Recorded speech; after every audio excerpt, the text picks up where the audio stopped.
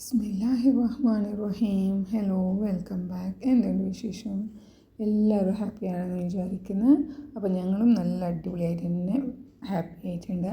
അപ്പോൾ ഞാൻ ഇന്ന് ബട്ടൂര ഉണ്ടാക്കാമെന്ന് വിചാരിച്ചിട്ട് മാവൊക്കെ കുഴച്ച് വെച്ചിട്ടുണ്ട് കേട്ടോ. അപ്പോൾ ഇത് ബട്ടൂറാൻ്റെ മാവല്ല, ഇതിപ്പോൾ ഞാൻ സാധാരണ ചപ്പാത്തി പൊടിയില്ല, ആശീർവാദ് പൊടി, അത് കുറച്ച് ടൈറ്റായിട്ട് തന്നെ ഞാൻ കുഴച്ച് വെച്ചിട്ടുണ്ടായിരുന്നു. എന്നിട്ട് ഈ ബട്ടൂറാണില്ല പരത്താണ് കേട്ടോ. ഞാനല്ലാന്നുണ്ടെങ്കിൽ സാധാരണ പത്തിരി മനയില്ലേ, അതിൽ ഞാൻ പ്രസ്സാക്കിയിട്ടാണ് പൂരിയൊക്കെ ചൂടാറ്. പക്ഷേ ഇന്ന് ഞാൻ വിചാരിച്ചു ഇന്ന് പരത്തിയെടുക്കാമെന്ന്. അങ്ങനെ ഞാനിങ്ങനെ കിച്ചണിലോട്ട് വന്ന ഒരിടത്ത് ഞാൻ അടുപ്പത്ത് ഓയിലൊക്കെ വെച്ചിട്ടുണ്ട്. പക്ഷേ കുട്ടികളാണെങ്കിൽ ഇത് ഇങ്ങനെയാണ് കേട്ടോ എൻ്റെ അടുത്ത് വന്നിരിക്കുക. അപ്പോൾ അവർ മദ്രസത്തിന് പോയ ടൈമിൽ അവർ വരുന്നതിന് മുമ്പ് എൻ്റെ ബ്രേക്ക്ഫാസ്റ്റ് റെഡിയായി കഴിഞ്ഞാൽ എനിക്ക് ഈ ബുദ്ധിമുട്ടുണ്ടാവാറില്ല. പക്ഷേ അവർ വന്നു കഴിഞ്ഞിട്ടാണ് ഞാൻ എന്തെങ്കിലും ഉണ്ടാക്കുന്നതെങ്കിൽ പിന്നെ ഇവിടുന്ന് ഓടാൻ തന്നെ എനിക്ക് സമയം എടുക്കുന്നുണ്ട്. അങ്ങനെ ഇത് എങ്ങനെയൊക്കെയോ ചേർത്ത് എല്ലാവരും അവിടെ തന്നെ ഉണ്ട്. പിന്നെ അങ്ങനെ ഒരുപാട് സ്ട്രിക്റ്റ്ലി ആയിട്ടൊന്നും ഞാൻ അവരുടെ അടുത്ത് ഇല്ല, കുറച്ച് ഫീൽ തന്നെ ഉള്ളതാണ്. അതുകൊണ്ടാണ് അവർ ഇങ്ങനെ എൻ്റെ അടുത്തിരിക്കുന്നത്. പക്ഷേ ഓയിൽ ചൂടാവുന്ന സമയത്തൊക്കെ ഞാൻ അവരെ മാറ്റിയിട്ടുണ്ടായിരുന്നു കേട്ടോ. അങ്ങനത്തെ ഞാൻ ബട്ടൂറാൻക്കുള്ളതൊന്നും പരത്തിയെടുത്ത. പക്ഷേ ആദ്യം പരത്തിയിട്ട് ഇട്ടപ്പോഴിൽ എണ്ണ അത്ര ചൂടായിട്ടുണ്ടായിരുന്നില്ല. അതുകൊണ്ട് അത് നല്ലോണം അങ്ങോട്ട് പൊങ്ങി വന്നിട്ടില്ല കേട്ടോ. പിന്നെ ഞാൻ ഉരുളിയിലാണ് കേട്ടോ ഇന്ന് ഫ്രൈ ആക്കുന്നത്. കാരണം ബട്ടൂര നല്ല കുറച്ച് വലുപ്പത്തിലുണ്ടാവുമല്ലോ, അതുകൊണ്ട് ഞാൻ ഉരുളിയിലാണ് ഓയിൽ ഒഴിച്ചിട്ട് ഫ്രൈ ആക്കാൻ പോകുന്നത്.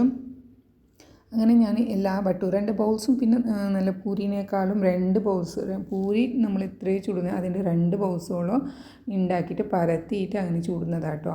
അപ്പോൾ ഇങ്ങനെ പരത്തിയിട്ട് നമ്മൾ ചുട്ടെടുക്കുമ്പോൾ കുറച്ച് ക്രിസ്പിനെസ്സും ഉണ്ടാവും, എന്നാൽ നല്ല സോഫ്റ്റും ഉണ്ടാവും. അപ്പോൾ പരത്തുന്നതിലും നമ്മൾ പ്രസ്സാക്കുന്നതിലും ഒരുപാട് ഡിഫറൻസ് ഉണ്ട് പൂരിക്ക്. അത് നിങ്ങൾ ശ്രദ്ധിച്ചിട്ടുണ്ടെങ്കിൽ എൻ്റെ കൂടെ ഒന്ന് നമുക്കും ഗപ്ഷപ്പാക്കാം. നിങ്ങൾ എന്തെങ്കിലും കമൻറ്റ് ഇട്ടിട്ട് എന്നെ ഒന്ന് സപ്പോർട്ടാക്കാം കേട്ടോ. ഞാനിപ്പോൾ ഇത് ഒരുപാട് തിരക്കിയിലും ഒരുപാട് ബുദ്ധിമുട്ടിയിട്ടാണ് കേട്ടോ. നമ്മളൊക്കെ ആ ബുദ്ധിമുട്ട് പറയേണ്ട ആവശ്യമില്ല ഇവിടെ.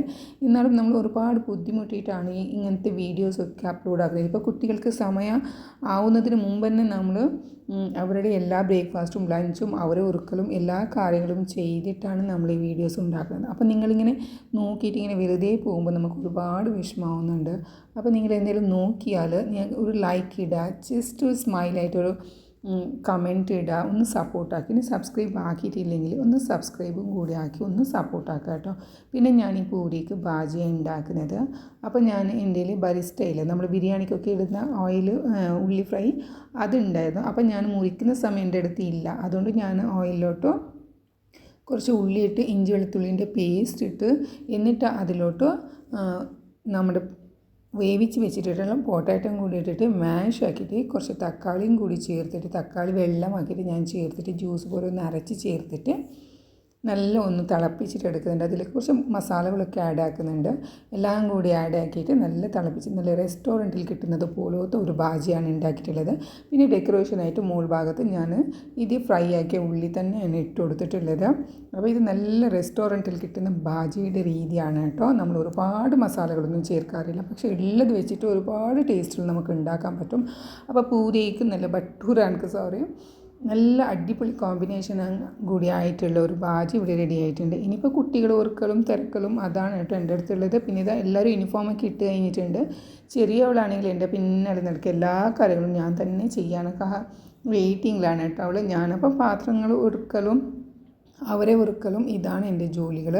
അപ്പം ഞാൻ പറഞ്ഞതുപോലെ ഞങ്ങൾ ഒരുപാട് ബുദ്ധിമുട്ടിയിട്ട് നമ്മൾ ഓരോ വീഡിയോസ് ഉണ്ടാക്കിയിട്ട് നിങ്ങളെ മുന്നിൽ എത്തിക്കുന്നത് നിങ്ങൾക്കും കുറച്ച് എൻ്റർടൈൻമെൻറ്റ് ആയിക്കോട്ടെ. അപ്പോൾ അതിലും ഞങ്ങൾക്കും കുറച്ച് എൻ്റർടൈൻമെൻറ്റ് ആയിക്കോളും. അപ്പോൾ നിങ്ങളിങ്ങനെ നോക്കിപ്പോവല്ലേ കേട്ടോ. സബ്സ്ക്രൈബ് ആക്കാനും ലൈക്ക് ആക്കാനും കമൻറ്റ് ഇടാനും കുറച്ച് സമയം എന്തായാലും നിങ്ങൾ മൊബൈൽ കയ്യിൽ കുത്തിപ്പിടിക്കാനിരുന്ന കുറച്ച് സമയം നല്ല സമയം എടുത്തിട്ട് തന്നെയാണ് ഞങ്ങൾ എല്ലാവരും കാണാറുള്ളത്. അപ്പോൾ അതിൽ ചിലതായിട്ടൊന്നും ആർക്കെങ്കിലും ഉപകാരമായിക്കോട്ടെ എന്ന് വിചാരിച്ചിട്ട് പോകുന്നതിന് ബുദ്ധിമുട്ടില്ല എന്നാണ് ഞാൻ വിചാരിക്കുന്നത്. അങ്ങനത്തെ ഞാൻ എൻ്റെ എല്ലാ പാത്രങ്ങളും നീറ്റാക്കി കഴുകിയിട്ടുണ്ട്. പിന്നെ ഞാൻ ആ ഉരുളിയിലാണല്ലോ കേട്ടോ ഫ്രൈ ആക്കിയത്, അതേ ഉരുളിയിലാണ് പിന്നെ ഞാൻ ബാജിയും കൂടി ഉണ്ടാക്കിയിട്ടുള്ളത്. അപ്പോൾ അതിലുണ്ടായിരുന്ന ഓയിലില്ല, ഞാൻ സെപ്പറേറ്റ് ഒരു ഓയിൽ ഗീ ബൗൾസ് ഇല്ലേ, ഈ സ്റ്റീലിൻ്റെ ബൗൾ കാണില്ല നമുക്കൊരു കിണ്ടി പോലത്തത്, അപ്പോൾ അതിലേക്ക് ഒഴിച്ചു കൊടുത്തിട്ടുണ്ട്. അതാണെങ്കിൽ നല്ല ചൂടുണ്ട്, അതായത് ഇങ്ങനെ തൊടാൻ പോലും പറ്റുന്നില്ല. അപ്പോൾ അത് ഞാനതിലോട്ട് ഒഴിച്ചു കൊടുത്തിട്ടില്ലേ, അതങ്ങോട്ട് മാറ്റി വെച്ചിട്ട് കൊടുത്തിട്ടുണ്ട്. കാരണം അതിപ്പോൾ ചൂടുണ്ട്, അതിലിപ്പോൾ മൂടി കൊടുക്കാനൊന്നും പറ്റില്ല. നല്ലോണം തണുത്തിട്ട് വേണം നമുക്കിനി മൂടി വെച്ചിട്ട് മാറ്റി സെപ്പറേറ്റ് വെക്കാൻ. പിന്നെ ഓയിൽ എന്തെങ്കിലും ഫ്രൈ ആക്കിയല്ലേ ഞാൻ എന്നും ഈ ടൈൽസൊക്കെ ഇല്ലേ ഞാൻ സോപ്പ് ഇട്ടിട്ട് കഴുകാറുണ്ട്. ഇല്ലാന്നുണ്ടെങ്കിൽ അവിടെയൊക്കെ ചെറിയ ചെറിയ ഉറുമ്പുകളൊക്കെ വന്നേരും. പിന്നെ ഈ സ്റ്റൗവും നമ്മുടെ ഇൻഡക്ഷനും എല്ലാം ഞാൻ സോപ്പിട്ടിട്ടൊന്ന് കഴുകി അപ്പാടെ തന്നെ നീറ്റാക്കും കേട്ടോ. പിന്നെയാണ് കുട്ടികളുടെ കൂടി ഞാൻ അവർ പിന്നെയും ഉറക്കാലുണ്ടാവും. എന്നാലും ഞാൻ ഓയിലിൻ്റെ എന്തെങ്കിലും അംശങ്ങളുണ്ടെങ്കിൽ അപ്പാടെ തന്നെ ഞാൻ സോപ്പിട്ടിട്ട് കഴുകി നീറ്റാക്കാറാണ് എൻ്റെ പതിവ്. പിന്നെ കിച്ചണിലോട്ട് ഞാൻ വന്നു കഴിഞ്ഞാൽ പിന്നെ കിച്ചൺ നീറ്റാക്കിയിട്ട് തന്നെ ഞാൻ ഇവിടെ നിന്ന് പോലെ എത്ര ഇനി തിരക്കുണ്ടെങ്കിലും എത്ര തിരക്ക് പിടിച്ചിട്ടുണ്ടെങ്കിലും ഈ ഭാഗമൊന്നും ക്ലീൻ ആക്കാതെ ഞാൻ എല്ലാം ഇങ്ങനെ വലിച്ചെറിഞ്ഞ് പോകുന്ന പതിവ് എൻ്റെ അടുത്ത് ഇന്നോളം ഉണ്ടായിട്ടില്ല. ഞാനിനി എന്തെങ്കിലും കുക്കിംഗ് ആക്കുന്ന സമയത്ത് തന്നെ എനിക്കതിനുള്ള സമയം കിട്ടുന്നില്ല എന്നുണ്ടെങ്കിൽ കുക്കിംഗ് ആയിക്കൊണ്ടുള്ളപ്പോൾ തന്നെ ഞാൻ എല്ലാം കഴുകി നീറ്റാക്കിയിട്ട് വെക്കാറുണ്ട്. അപ്പോൾ എൻ്റെ കൂടെ കുക്കിംഗ് ആക്കുന്ന ആരെങ്കിലും കിച്ചണിൽ ഉണ്ടെങ്കിൽ അവർക്ക് ഈ പാത്രത്തിൻ്റെ പണി അത്ര കിട്ടാറില്ല. പിന്നെ പാത്രം കഴുകട്ടെ അവരെന്ന് വിചാരിച്ചിട്ട് വേണമെങ്കിൽ പാത്രം ഇട്ട് കൊടുക്കും. അല്ലാന്നുണ്ടെങ്കിൽ ഞാൻ തന്നെ കിച്ചൺ ക്ലീൻ ആക്കുന്നതാണ് എനിക്കൊരു ഹാപ്പി. അപ്പോൾ എൻ്റെ കൂടെ ഉള്ളവർക്കും അതൊരു ഹാപ്പി തന്നെ ആയിട്ടുണ്ടാവും. അങ്ങനത്തെ ഞാൻ വാഷ് ബേസിനും കഴുകി എല്ലാം നീറ്റാക്കി ഇനിയിപ്പോൾ എല്ലാം ഒന്ന് ഒതുക്കി തീർത്ത് അത്യാവശ്യത്തിനുള്ള എൻ്റെ ജോലികൾ ഇപ്പോൾ തീർന്നിട്ടുണ്ട്. ഇനി ഉച്ചക്കേക്ക് ഉള്ളതാണ്. അപ്പോൾ ഉച്ചക്കേക്കാണെങ്കിൽ എൻ്റെ അടുത്ത് ബാജ് ഓൾറെഡി ഉണ്ട്. ഇനൊന്ന് ചോറ് വെച്ച് കൊടുത്താൽ മതി. അങ്ങനത്തെ എല്ലാം സമയത്തിന് അങ്ങോട്ട് ഒതുക്കി കഴിഞ്ഞു. പിന്നെ ഞാനിപ്പോൾ ഇവിടെ വൈൻഡപ്പ് ആക്കാം. അതിന് മുമ്പ് നിങ്ങൾക്ക് കാണിക്കാം. എൻ്റെ ബാൽക്കണിയിൽ ഞാനൊരു കറിവേപ്പിലിൻ്റെ ചെടി നട്ടിട്ടുണ്ടായിരുന്നു കേട്ടോ. അതിലെല്ലാം ചത്തുപോയി. പക്ഷെ ഒന്ന് മാത്രം ഉണ്ട് ബാക്കിയായിട്ടുണ്ട്.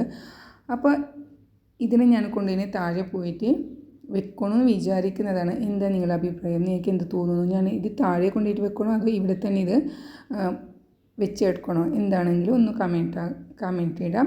അപ്പോൾ ഞാനിവിടെ വൈൻഡപ്പ് ആക്കാൻ നിങ്ങൾക്ക് ഇഷ്ടപ്പെട്ടെന്ന് വിചാരിക്കുന്ന എൻ്റെ വ്ളോഗ്സൊക്കെ നിങ്ങൾക്ക് ഇഷ്ടപ്പെട്ടിട്ടുണ്ടെങ്കിൽ ഞാൻ പറഞ്ഞതുപോലെ എൻ്റെ റിക്വസ്റ്റ് പോലെ ഒന്ന് സബ്സ്ക്രൈബ് ആക്കി ലൈക്ക് ആക്കി ഷെയർ ആക്കുക. Thank you. Take care. By.